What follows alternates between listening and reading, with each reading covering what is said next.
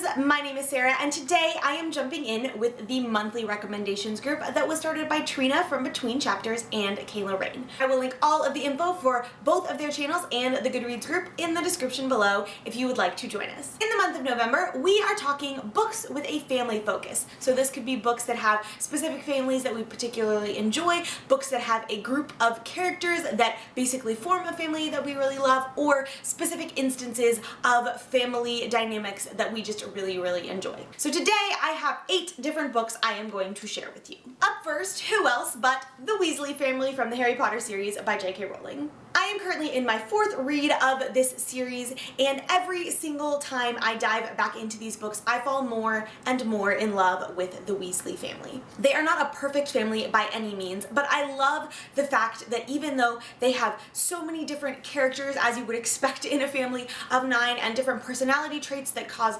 frustrations and irritations and the like, they love each other so much. And I love how for Harry, who has spent basically his entire childhood being neglected by those who are actually related to him by blood, he finally gets the opportunity to be pulled into a family that loves him. You can see that despite all of the differences and disagreements and frustrations that they have with each other, they love each other so much, and I just adore them. They're wonderful.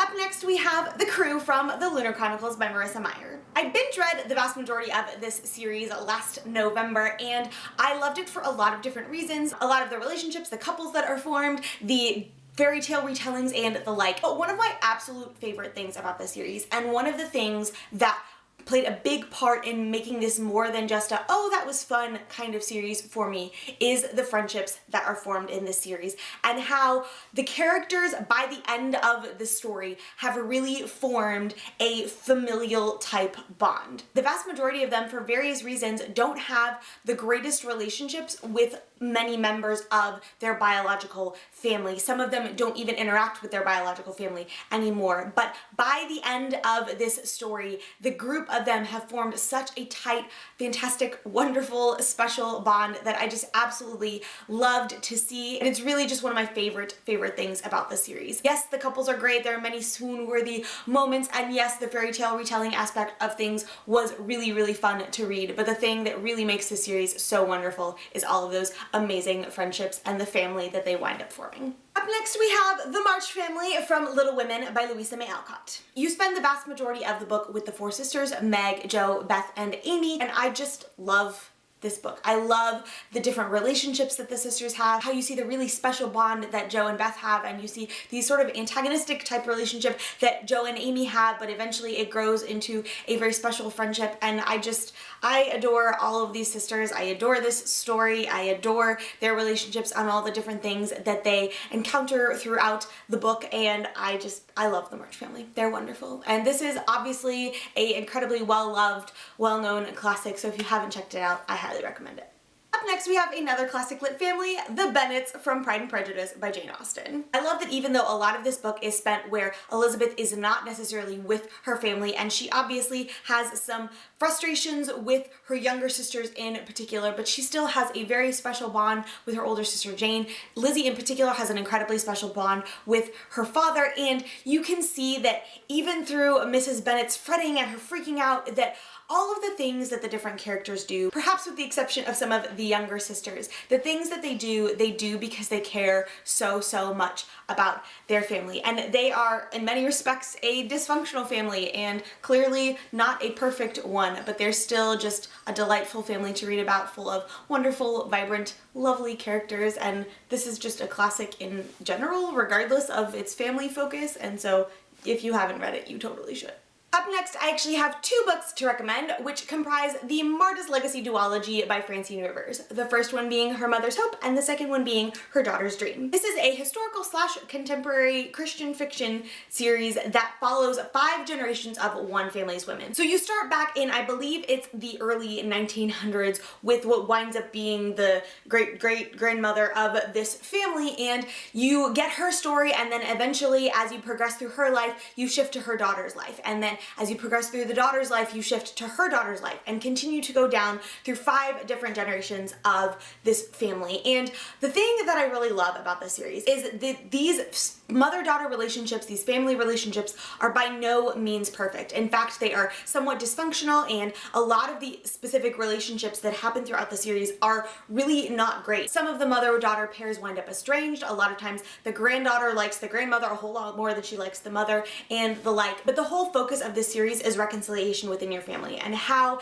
as an individual, as a mother in particular, you can do things for your children that you have a very specific purpose behind, and you did them for a very specific reason. But because of personality differences and the like, those intentions get misinterpreted, and in an attempt to help them, you wind up hurting them. But how there can still be reconciliation possible with those really tough and painful relationships. Like I said, this is a Christian fiction series, so if you are averse to books having a lot of really blatant faith-based things happen in them, I wouldn't recommend checking this one out for you. But if you are not opposed to that and you really do enjoy sort of the family saga type story, then I would highly recommend checking this one out. Up next we have Gilead by Marilynne Robinson. So this particular book has a very unique take on family, and it's not as much of a huge family and lots of great relationships and the like, but the entire story is written from the first person perspective of a father who is an older man, so he didn't wind up getting married or having children until he was much older, and as a result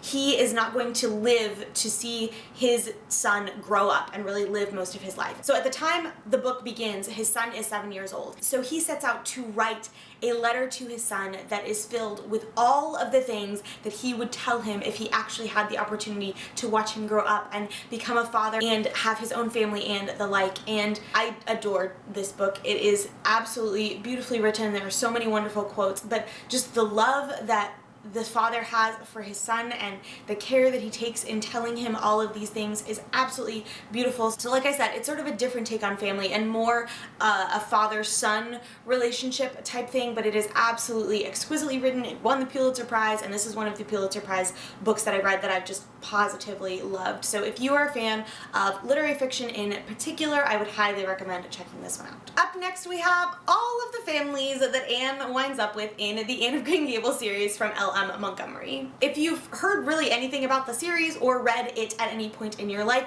you know that Anne is an orphan when the story starts. Her parents died at a young age, and she has basically been passed around from family to family until she is taken in by the brother-sister duo of Matthew and Marilla Cuthbert, and they become her first family, the first people who really come to love and care about her despite all of her quirks and flaws and ridiculousness. And as you progress through the series, you wind up seeing Anne get married and have a family of her own as well. One of the things that I love so much about this series is the focus on relationships in general. You see from the very beginning when she goes to Green Gables how much she has yearned for a family, how much she has yearned for relationships, for bosom friends, for people who care about her no matter what. And you see that in Matthew and Marilla, you see that in the different characters that she interacts with along the way, like Diana Barry and Gilbert Blythe and even Rachel Lynn, and just many of the people that she encounters as you progress through the series, and really how almost everyone just winds up becoming a part of Anne's extended family because she just loves people so much. But beyond the family focus, this is just one of my all-time favorite series, books, etc. So you should definitely read it if you haven't yet.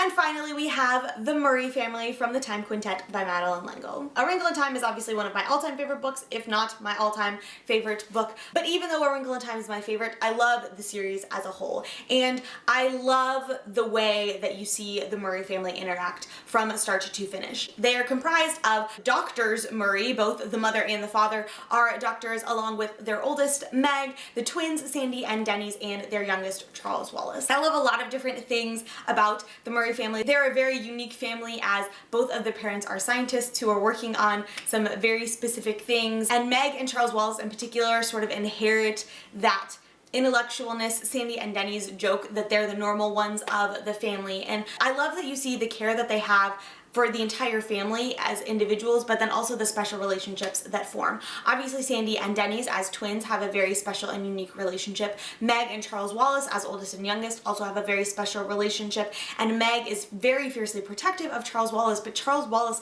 is also, despite the fact that he's much younger than her, also in his own way fiercely protective of Meg. I love the tenderness of both Mr. and Mrs. Murray, and just the whole way that the family interacts is absolutely wonderful, and I just adore this series, this book, with every fiber of my being, so just go read it. Well, there you have it, friends. Those are my recommendations for a few books with a particular family focus. If you have read any of them, I would love to hear your thoughts, so please let me know in the comments below. And if you have any additional recommendations for books with a great family focus, I would love to hear about them as well. If you want to follow me elsewhere online, you can find me on Twitter, Instagram, and Goodreads, all at Sarah Ann Hayes. The links for those profiles will be in the description below. Thank you so much for watching. I hope you enjoyed this video. Don't forget to subscribe, and I will see you next time. Bye! Perfect. They are, and even though a lot, well, there you have